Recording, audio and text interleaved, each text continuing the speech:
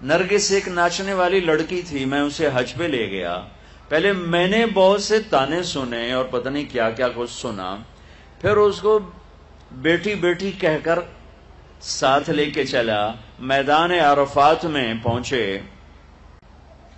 تو شام کو وہ بہت زارو قطار رو رہی، جب شام ہوئی کیا ہوا؟ کہ میدان عرفات میں تو اللہ کہتا ہے میرا بندہ آج اتنے گناہ لے کے آ جتنے بارش کے قطرے، آئے ہائے، جتنے ریت کے ذرے، واہ، جتنے درختوں کے پتے، قربان جاؤں، جتنے گردش ایام میں بننے والے دن اور رات، ان کے گھڑی اور گھنٹے، لا اتنے گناہ لے کے آ۔ ہے کوئی دنیا میں اتنے گناہ کرنے والا؟ میرے رب کی قسم، ساری دنیا کے انسان مل کر گناہ کریں تو اتنے نہیں بن سکتے۔ اور میرا اللہ یوں ایک مرد ایک عورت سے کہہ رہا ہے آج میرے دربار میں آ، تو آ گئی، تو آ گیا، لا کتنے ہیں؟ بارش کے قطروں کے برابر، جی ہاں، درختوں کے پتوں کے برابر، جی، ریت کے ذروں کے برابر، جی، گردش ایام میں بننے والے دن رات کے برابر۔ 25 ارب سال سے دن رات بن رہے ہیں، 25 ارب سال سے دن رات بن رہے ہیں۔ اچھا، ایک دفعہ کہ یا اللہ معاف کر، وہ کہتی ہے یا اللہ معاف کر، وہ کہتا ہے یا اللہ معاف کر، تو اس کے یا اللہ معاف کا فا بھی زبان پہ نہیں آتی کہ عرشوں سے آواز آتی، جاؤ میں نے معاف کر دیا، جاؤ میں نے معاف کر دیا۔ تمہیں بلایا ہی اپنا بنانے کے لیے ہے۔ اب اوپر والا تو یہ کہہ رہا ہے، اور نیچے کیا نظام چلا؟ وہ کیوں رو رہی؟ کہ میں وہ میٹرس بچھاتے ہیں عرفات میں بیٹھنے کے لیے، تو 3-4 خواتین بیٹھی تھیں پردہ دار تسبیح والی، وہ جا کے بیٹھی تو انہوں نے اس کو وہ بے عزت کیا، وہ بے عزت کیا کہ اٹھ جاؤ یہاں سے، تم اس قابل نہیں ہمارے ساتھ بیٹھو۔ ہائے ہائے ہائے،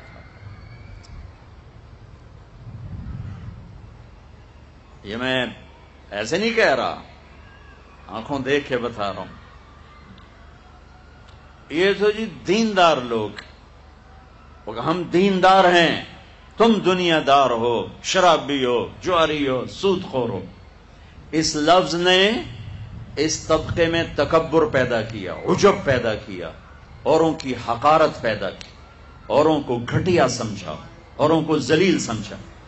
اور دوسرے طبقے میں کیا نقصان آیا کہ انہوں نے اپنے آپ کو آزاد سمجھا، شراب بھی چلی، زنا بھی چلا، سود بھی چلا، جھوٹ بھی چلا، قتل بھی چلا، ہیرا پھیری بھی چلی، ناچ گانا بھی چلا، گھنگرو بھی چھنکا، جام بھی چھلکا، آوارگی، جی ہم دنیا دار لوگ ہیں، جی ہم دنیا دار لوگ۔ اس چیز نے انہیں جانور بنا دیا، انسانوں سے نکال کے جانور بنا دیا، اور وہ بے لگام ہو گئے۔ جیسے گاڑی کا کنٹرول ختم ہو جائے تو وہ بے لگام ہوتی ہے، کسی دیوار میں ٹکرائے، درخت میں ٹکرائے، گاڑی سے ٹکرائے، اپنے سواروں کو مارے، اگلی سواری کے سواروں کو مارے۔ ایسے ہی یہ ہم تو جی دنیا دار لوگ ہیں، ہم تو جی دنیا دار لوگ ہیں، اور یہ کہہ کر ہر حرام کو حلال کر لیے۔ ابے جھوٹ کیوں بول رہے ہو؟ جی ہم تو دنیا دار لوگ ہیں۔ ابے سود کیوں کھا رہے ہو؟ جی ہم تو دنیا دار لوگ ہیں۔ ابے یہ ناچ گانے کی محفلیں کیوں سجو؟ جی ہم دنیا دار لوگ ہیں۔ ابے رشوت کیوں لے رہے ہو؟ جی ہم دنیا دار لوگ ہیں۔ نماز کیوں نہیں پڑھتے ہو؟ جی ہم دنیا دار لوگ ہیں۔ روزے کیوں نہیں رکھ؟ جی ہم دنیا دار لوگ ہیں۔ یہ اس تقسیم نے دو بڑے نقصان جو میں نے آنکھوں دیکھے، کانوں سنے، انہی میں تو زندگی بیت گئی ہے، انہی میں زندگی بیت گئی ہے۔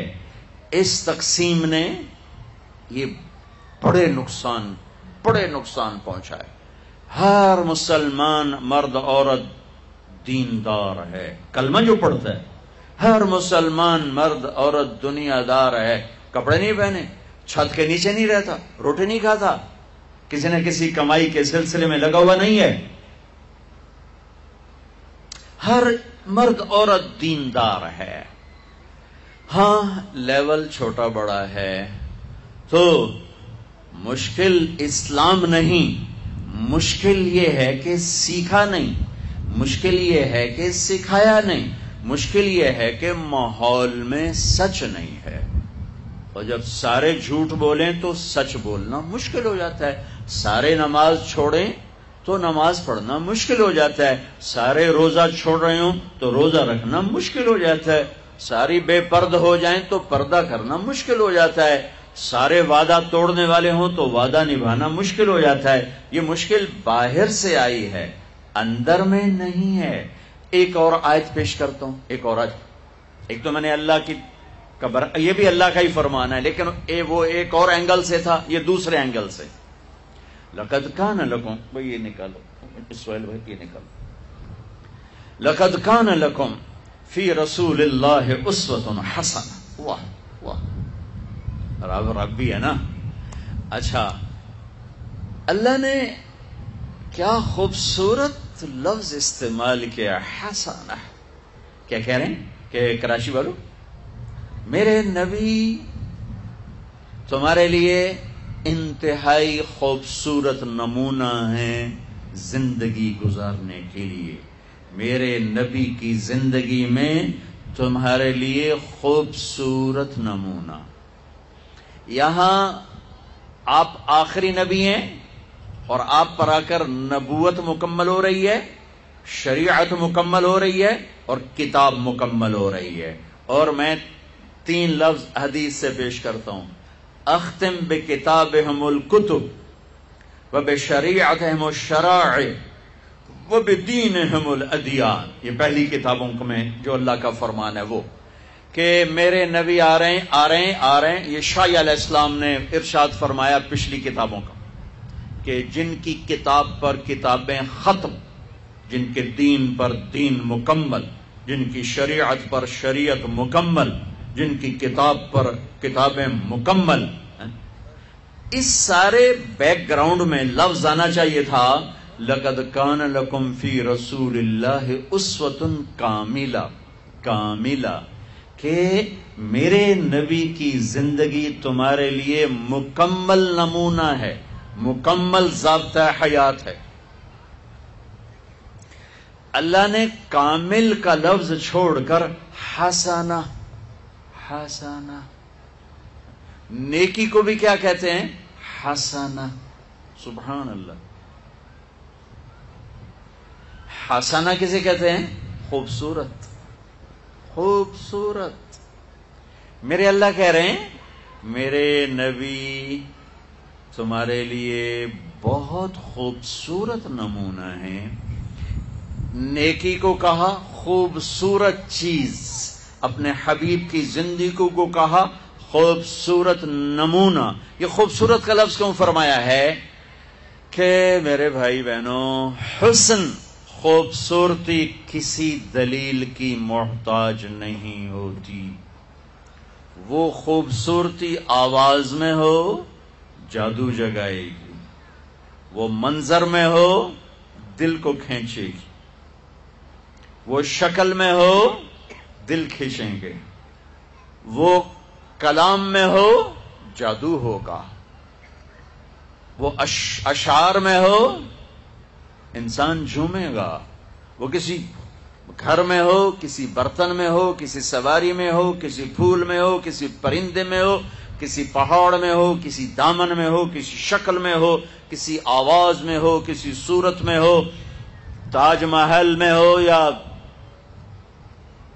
ہمالیہ پہاڑ میں ہو، خوبصورتی کو دلیل نہیں چاہیے سوائے اندھے کے۔ ہر پڑھا لکھا ان پڑھ حسن سے متاثر ہوتا ہے۔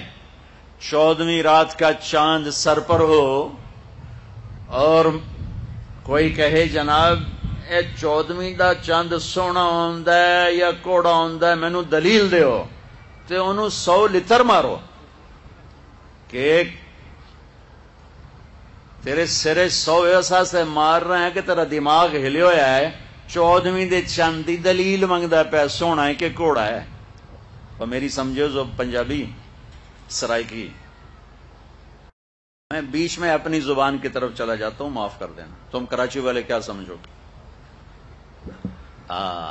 عاشق ہوں میں عشق کماں میں، دل رکھیں وانگ پہاڑاں ہو۔ اب مجھے شاعری بھی یاد آ گئی، سہ بدیاں ہزار اولا میں کر جانے باغ بہاراں ہو منصور جے چک سولی دتے جڑے واقف کل اسراراں ہو سجدیوں سر چائیں نہ باہو توڑے کافر کہن ہزاراں ہو عاشق سوئی حقیقی جیڑا قتل معشوق دے مننے سر نو جوڑے تے مکھ نہ موڑے میں 100 تلواراں کھنے سچا عشق حسین علی دا باہو سر دتے تے راز نہ بھنے. تمہیں سمجھ میں آئے نہ آئے مجھے مزہ ضرور آیا.